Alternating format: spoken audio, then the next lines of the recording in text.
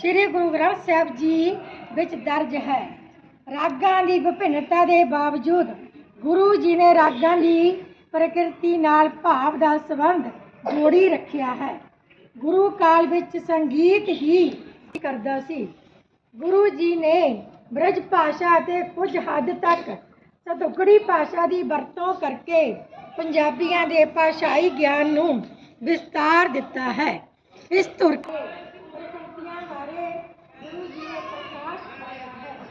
यह बाणी मनुख नूं समझाउंदी है कि शरीरक चक्कर भारतीय सभ्याचार की नवीं व्यक्ति नाल जोड़िया है।